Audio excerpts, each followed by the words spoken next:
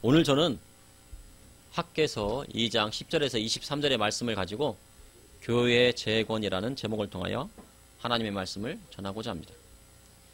현재 집값이 천정부지로 오르고 있습니다. 2억, 3억 하던 집이 6억, 7억을 하고 5억 하던 집이 10억에서 12억으로 올랐다고 합니다. 그리고 강남의 아파트는 30억을 호가하고 있습니다. 옛날에는 열심히 직장생활해서 돈을 모으면 서울에 집 하나 사서 보금자리를 만들 수 있었습니다. 그러나 이제는 이러한 것은 실현되기 불가능한 꿈이 되었습니다.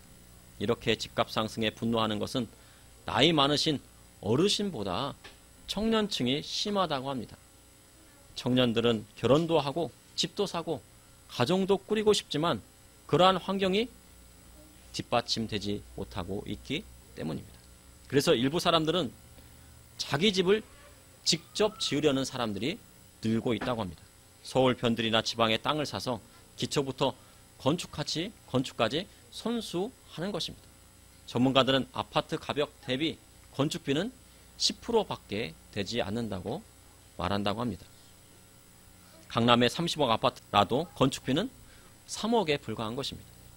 건축하는 것이 어려울 것 같지만 건축에 대한 기초 지식만 있다고 하면 충분히 자기 집을 지을 수가 있습니다.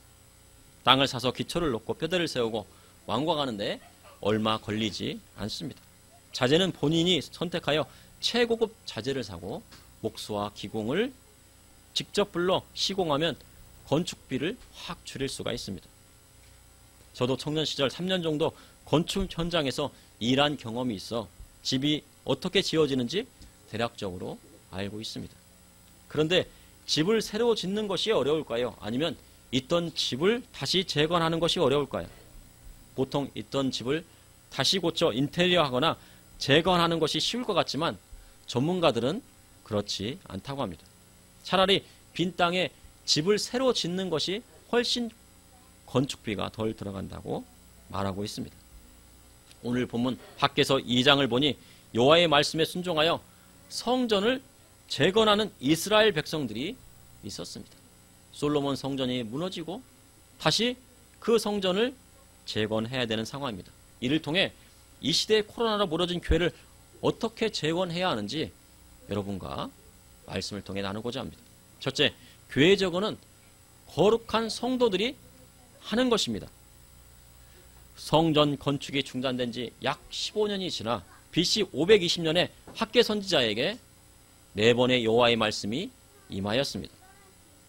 학개서 1장의 첫 번째 여호와의 말씀이 임하였고 학개서 2장에 유대력으로 새해인 초막절 마지막 날에 하나님의 말씀이 선포되었습니다. 그리고 세 번째 오늘 학개서 2장 10절에 여호와의 말씀이 선지자에게 임한 것입니다. 그 내용이 그렇습니다. 학개서 2장 10절에서 12절에 다리 왕 제2년 9째 달 24일에 여호와의 말씀이 선지자 학개에게 임하니라. 이르시되 만군의 여호와가 말하노니 너는 제사장의 율법에 대하여 물어 이르기를 사람이 옷자락에 거룩한 고기를 쌌는데 그 옷자락이 만일 떡에나 국에나 포도주에나 기름에나 다른 음식물에 닿았으면 그것이 성물이 되겠느냐 하라. 학개가 물음에 제사장들이 대답하여 이르되 아니니라 하는지라. 하나님의 성전의 재건은 다리오 왕 제2년 6째 달 1일에 학개 선지자에게 말씀이 임하고 그 달 24일에 성전 재건이 시작되었습니다. 그리고 7째 달 21일에 스스로 굳게 하여 일할지어다 하시며 격려의 말씀이 선포되었습니다. 그런데 오늘 세 번째 여호와의 말씀은 제사장에게 물으셨습니다. 사람이 성전에서 예물로 드려진 거룩한 고기를 옷자락에 쌌는데 만일 그 옷자락이 떡에나 국에나 포도주에나 기름에나 다른 음식에 닿으면 거룩한 성물이 되겠느냐 하신 것입니다. 그렇게 학개 선지자가 여호와의 말씀을 제사장들에게 물으니 아니니이다 라고 대답했습니다. 이것을 쉽게 풀어 말하면 사람이 거룩한 교회를 다니면 그 사람이 거룩해지겠느냐 물으신 것과도 같은 것입니다. 예를 들면 아내가 거룩하니 남편도 거룩해지겠느냐 물으신 것입니다. 거룩은 내가 하나님 앞에 거룩하게 살아야 하나님 앞에 온전해지는 것입니다. 그러니 다른 사람으로 인해 거룩해지는 것이 아닙니다. 이 시대의 세상에 나가서는 세상 사람과 똑같이 살면서 주일날 교회에 나와 예배 드렸다고 거룩해지는 것이 아니라함을 강조하신 것입니다. 현대교회는 세상에서 어떻게 살든지 주일날 교회 나와 헌금하고 예배 드리면 성도라고 부릅니다. 세상에서 별짓을 다하고 주일날 교회 나와 예배하면 집사가 되고, 신앙이 없는 정치인도 교회에 나온다고 하면 직분을 서슴지 않고 주는 것이 한국교회였습니다. 이는 크게 잘못된 것입니다. 그러니 이 나라의 정치는 썩는 것입니다. 그 책임은 직분을 준 사람에게 있습니다. 그런데 우리나라에 1885년 선교사님들이 들어와 교회를 세울 때에는 지금과 사뭇 달랐습니다. 사람들이 예수님 믿겠다고 찾아왔지만 그들에게 다 세례를 준 것이 아닙니다. 하나님 말씀대로 살기를 작정해야 세례를 베풀어 주고 직분도 주었습니다. 검증이 돼야지 그를 교인이라고 하고 교회에서 받아들이고 성도로 받아들인 것입니다.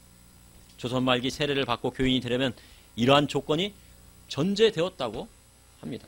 첫째, 누구든지 교인이 되려면 조상 숭배를 해서는 안 된다 하였습니다. 하나님만 섬겨야지 조상신을 섬기고 제사하면 교회에 들어올 수 없었습니다. 둘째, 안식일을 지켜야 합니다. 양반일지라도 머슴을 쉬게 해야 교인인 것입니다. 머슴을 하루 쉬게 하면 그 양반은 하루 손해를 보게 됩니다. 하루 쉬어 손해를 보더라도 안식일을 지켜야 신앙인 것입니다. 자신도 쉬고 머슴도 쉬게 해야 하는 것입니다. 셋째, 부모를 공경하라 하였습니다. 부모 공경하지 않으면 세례를 받을 수가 없었습니다. 불효자는 세례를 주지 않았습니다. 보이는 부모님을 공경하지 않는데 어찌 눈에 보이지 않는 하나님을 공경하겠습니까? 넷째, 불법적인 혼인관계를 금하라 하였습니다. 이것을 지키지 않으면 교회에 들어올 수 없었고 세례를 주지 않았습니다. 하나님께서 부부로 맺어주셨으면 서로 버려서는 안 됩니다. 부부가 되면 둘이 한 몸이 되는 것입니다. 한 몸을 어떻게 칼로 자를 수가 있습니까? 나눌 수가 있습니까? 한 몸을 나누게 되면 그것은 죽은 사람이나 마찬가지인 것입니다. 그래서 부부는 서로 버려서는 안 됩니다. 그리고 첩을 두거나 음란한 일을 행하지 말라 하였습니다. 양반들 중에는 조강지처를 두고도 첩을 둔 사람이 있었습니다. 그 사람은 교회에 다닐 수 없었습니다. 다섯째, 먼저 자기 가족들에게 복음을 전하라 하셨습니다. 세상 사람들에게 복음을 전하기 전에 먼저 예수 믿지 않는 가족들에게 먼저 복음을 전하라 하는 것입니다. 만약 시부모님에게 복음을 전하여서 예수님을 믿기로 작정했습니다. 그렇다고 해서 세례 받을 수 있는 것이 아닙니다. 시부모님에게 한글을 가르쳐 드리고 성경을 읽을 수 있어야 세례를 주었습니다. 여섯째, 생업에 근면하고 계명을 지키라 하였습니다. 일하기 싫거든 먹지도 말라 한 것입니다. 자신이 먹을 것은 자기가 일해서 먹으라 했습니다. 아무리 양반이라고 해도 자기가 먹을 것은 자기가 일해서 먹으라 한 것입니다. 그리고 열심히 일해서 자기만 먹는 것이 아니라 가족을 부양해야 했습니다. 일곱째, 악한 범죄를 피하라 하였습니다. 성경에는 술 취함과 노름을 하지 말라 하였습니다. 도박을 하거나 술에 인이 박힌 사람은 성도가 될 자격이 없다 한 것입니다. 그리고 마약을 만들고 포도주를 만들어 술을 만들어 남을 타락시키는 사람은 교회에 다닐 수 없었고 세례를 받을 수 없었습니다. 그런데 현대 교회에 들어서면서 이러한 세상의 부정한 것을 교회에 들여왔습니다. 이는 목회자가 세상 것을 다 허용해 준 것입니다. 세상에서 어떻게 살든지 간에 교회에 나와서 종교 행위만 하면 다 괜찮다고 한 것입니다. 바벨론 포로 귀환의 이스라엘 백성들에게도 마찬가지였습니다. 이스라엘 백성들이 하나님의 말씀대로 살지 않는데 종교 행위만 한다고 해서 거룩해지지 않는다는 뜻이 그 안에 오늘 말씀에 내포되어져 있는 것입니다. 당시 제사장에게는 세 가지 책무가 있었습니다. 그것은 제사와 법도와 분별이었습니다. 특별히 학개 선지자에게 주신 하나님의 말씀은 거룩한 것을 분별하라 하신 것입니다. 이는 영분별을 말씀하신 것입니다. 거룩한 고기를 쌓은 옷자락이 다른 곳과 닿았다고 그것이 거룩해지는 것이 아닙니다. 교회에 다닌다고 다 거룩해지는 것이 아닙니다. 이사야 1장 12절에 보면 너희가 내 앞에 보이러 오니 이것을 누가 너희에게 요구하였느냐? 내 마당만 밟을 뿐이니라. 하나님 앞에 예물을 드려야 무엇합니까? 주님 말씀대로 살지 않고 악을 행하는데 성전 뜰만 밟는다고 거룩해지겠습니까? 하나님의 말씀대로 살아야 거룩해지는 것입니다. 그런데 많은 목회자들은 교회에 다니기만 하면 다 거룩해진다고 말합니다. 교회 마당만 밟아도 거룩해진다고 합니다. 그런데 오늘 이스라엘의 제사장들은 그것이 아니니라 한 것입니다. 학개서 2장 13절에서 14절에 학개가 이르되 시체를 만져 부정하여 진 자가 만일 그것들 가운데 하나를 만지면 그것이 부정하겠느냐 하니 제사장들이 대답하여 이르되 부정하리라 하더라. 이에 학개가 대답하여 이르되 여호와의 말씀이 내 앞에서 내 백성이 그러하고 이 나라가 그러하고 그들의 손의 모든 일도 그러하고 그들이 거기에서 드리는 것도 부정하니라. 학개 선지자가 제사장들에게 묻습니다. 그러면 시체를 만져 부정한 자가 그것 가운데 하나를 만지면 부정하겠느냐 물었습니다. 제사장들이 부정하리라 합니다. 이를 다시 말하면 부정한 것과 접촉하면 부정해진다는 것입니다. 목회자가 거룩한 것과 부정한 것을 구별할 수 있어야 합니다. 교회도 마찬가지입니다. 교회에 세상 것 들여오면 거룩한 교회가 부정한 교회가 되는 것입니다. 그러니 교회에는 세상 것 들여와서는 안 됩니다. 교회 안에서 장사하면 안 됩니다. 그리고 성도들이 하나님을 섬기려고 바친 헌금으로 주식 투자하고 땅 투기하면 안 됩니다. 하나님은 나도 거룩하니 너희도 거룩하라 하셨습니다. 그런데 여호와 하나님께서 이 백성이 그러하고 나라도 그러하고 그들의 손의 모든 일이 그러하고 그들이 거기에서 드리는 모든 것이 부정하다 하셨습니다. 한국교회의 재건은 먼저 부정한 것을 제하는 것부터 시작해야 합니다. 교회 안에 하나님 말씀대로 하지 않는 모든 것들을 제하여 버려야 합니다. 그래야 교회의 재건이 시작되는 것입니다. 그러므로 교회의 재건은 목회자부터 시작하여 성도에 이르기까지 부정한 모든 것을 제하여 버리고 주님의 거룩하심을 따라 참된 성도가 되어야 이루어지는 것입니다. 둘째, 교회의 재건은 하나님 축복이 시작되는 시작점이 됩니다. 학개서 2장 15절에 이제 원하건대 너희는 오늘부터 이전 곧 여호와의 전에 돌이 돌 위에 놓이지 아니하던 때를 기억하라. 이스라엘 백성은 고레스의 조서를 받고 BC 536년 예루살렘으로 1차 귀환하였습니다. 그리고 성전을 재건하기 위해 기초석을 놓았으나 중단되고 약 15년이라는 시간이 흐른 것입니다. 그러니 여호와 하나님께서 성전에 돌이 돌 위에 놓이지 아니하던 때, 즉 성전 공사가 중단된 때를 기억하라 하신 것입니다. 성전 공사가 15년간 중단됐는데 그때 너희들의 생활이 어찌 되었는지를 기억하라는 것입니다. 그때 20고루 곡식 더미를 타작했는데 10고루뿐이었습니다. 그러니 곡식을 추수해도 반은 쭉정인 겁니다. 하나님이 복 주시지 않으면 소출이 반으로 주는 것입니다. 포도즙틀에 50고루를 넣어 밟았더니 20고루뿐이었다고 말씀하고 있습니다. 이스라엘 백성이 열심히 일하지 않은 것이 아닙니다. 자기 집을 짓고 정말 열심히 땀 흘려 일했습니다. 그러나 노력해도 소출은 적고 점점 가난해진 것입니다. 교회에 나오는데 성도에게 이러한 일이 있다면 무엇이 잘못되었는지 기도해야 하는 것입니다. 이스라엘 백성들에게는 무엇인가 잘못된 것이 있었습니다. 이는 신앙의 우선순위에 대한 문제였던 것입니다. 어떤 것을 먼저 해야 하는지를 몰랐던 것입니다. 학개서 2장 17절에 만군의 여호와가 말하노라 내가 너희 손으로 지은 모든 일에 곡식을 마르게 하는 재앙과 깐복의 재앙과 우박으로 쳤으나 너희가 내게로 돌이키지 아니하였느니라. 성전 건축이 중단되고 16년간 이스라엘 백성들은 열심히 밭에 나가 일했습니다. 그러나 곡식을 심어도 해충이 날아와서 다 먹어버리고 추수하려면 우박이 쳐서 이삭이 다 떨어지고 맙니다. 그래도 이스라엘 백성들은 깨닫지 못하고 돌이키지 않았습니다. 그런데 학개 선지자가 여호와의 말씀을 여섯째 달 초하루에 선포하자 23일 후인 24일에 기적같이 성전 재건을 시작한 것입니다. 그리고 세 번째 여호와의 말씀이 임했습니다. 학개서 2장 18절에 19절에 너희는 오늘 이전을 기억하라. 아홉째 달 24일 곧 여호와의 성전 지대를 쌓던 날부터 기억하여 보라. 곡식 종자가 아직도 창고에 있느냐? 포도나무, 무화과나무, 석류나무, 감람나무의 열매가 맺지 못하였느니라. 그러나 오늘부터는 내가 너에게 복을 주리라. 그러나 오늘부터는 내가 너희에게 복을 주리라 하신 것입니다. 하나님께서 이스라엘 백성들이 하나님 뜻을 따라 성전을 재건함으로 하나님은 이들에게 복을 주시리라 하신 것입니다. 하나님께서 복을 부어주시면 놀라운 일들이 일어납니다.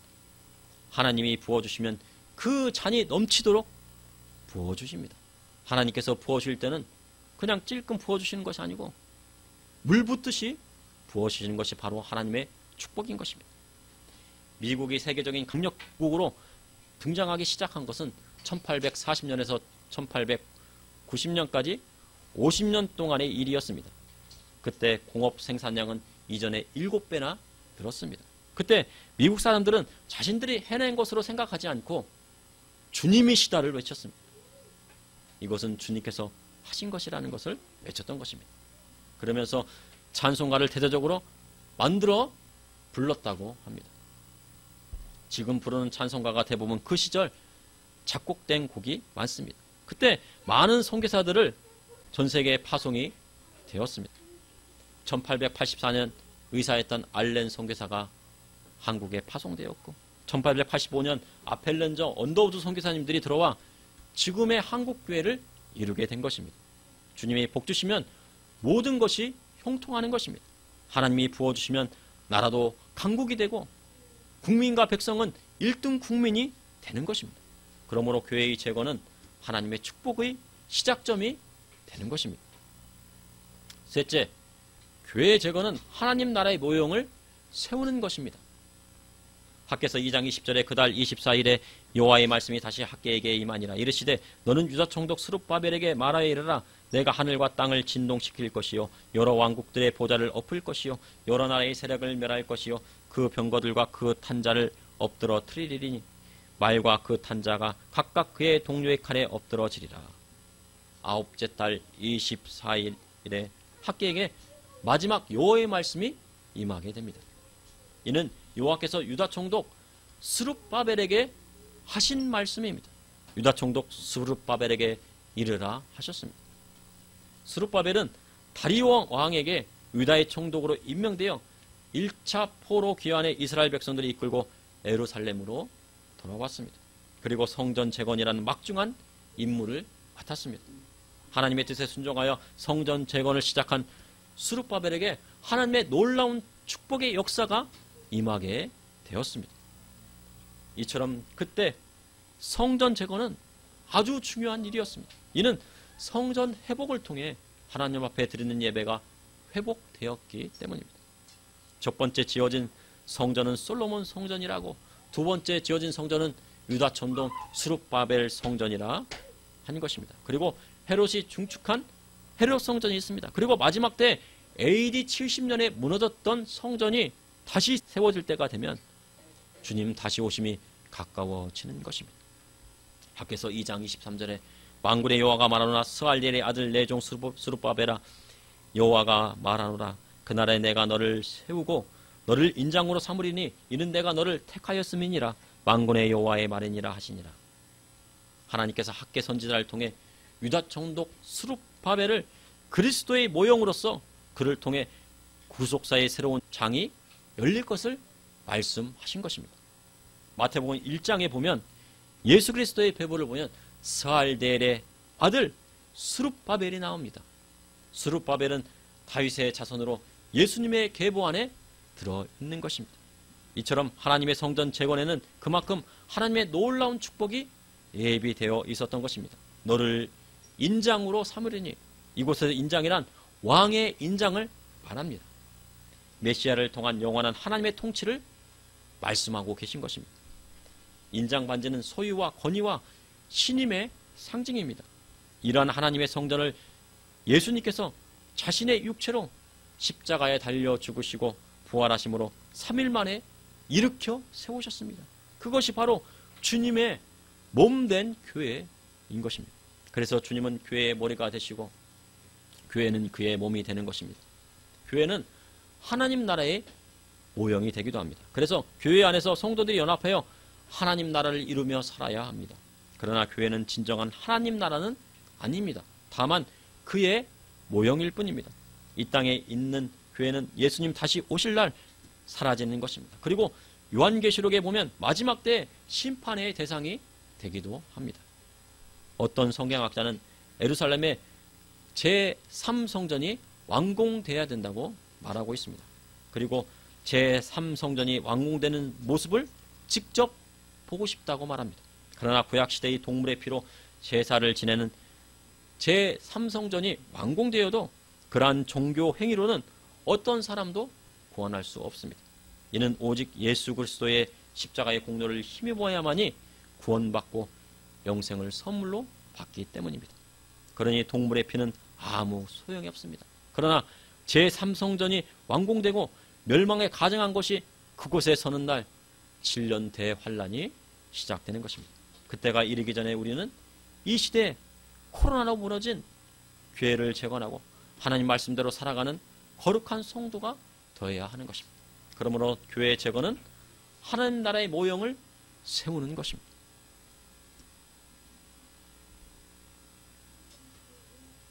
하나님께서는 말세지 말에 한국교회를 사용하시기를 원하십니다. 이번 코로나 사태를 통하여 주님은 한국교회를 시험해 보셨습니다. 한국교회 안에 어떤 것이 거룩하고 부장한 것인지 알게 하셨습니다. 그리고 누가 참된 목자고 아닌지 알게 하셨습니다. 이제 우리는 교회를 다시 재건해야 합니다.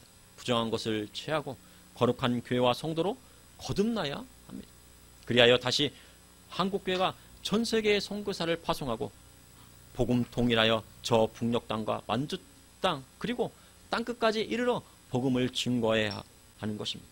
그것이 우리 민족과 나라와 한국교회 하시는 하나님의 명령인 것입니다. 그러므로 교회 재건은 거룩한 성도들이 하는 것입니다. 교회 재건은 하나님의 축복이 시작되는 시작점이 되는 것입니다. 그러므로 교회를 회복하고 재건해야 합니다.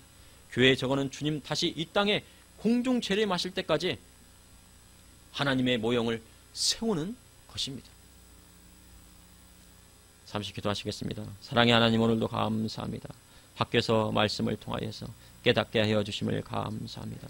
다시 한번 코로나 무너진 우리 한국교회가 다시 세워질 수 있도록 인도하여 주시고 우리 많은 목회자분들에게 힘을 허락하여 주시고 하나님의 말씀대로 부정한 것을 제하여 버리고 하나님의 말씀대로 거룩하게 나아갈 수 있도록 인도하여 주시고 이 마지막 때에 아버지 한국교회를 사용하여 주시고 또한 우리 교회를 사랑하여 주셔서 땅끝까지로 복음을 증거하는 주님의 제자된 삶을 살 수 있도록 인도하여 주시옵소서. 세상 것 바라보지 아니하고 오직 주님만을 바라볼 수 있도록 인도하여 주시고 어린아이들을 하나님의 말씀대로 양육하여 다음 세대를 준비하는 교회가 될 수 있도록 인도하여 주시고 어른 성도들부터 어린아이까지 하나님께서 사용하시고 써주시고 인도하여 주시옵소서. 주님 다시 오시옵소서. 우리가 주님 다시 오실 때 모두 들림받고 하나님 나라의 전국 백성 될 수 있도록 주님 인도하여 주시옵소서. 예수님의 이름으로 기도합나이다. 아멘.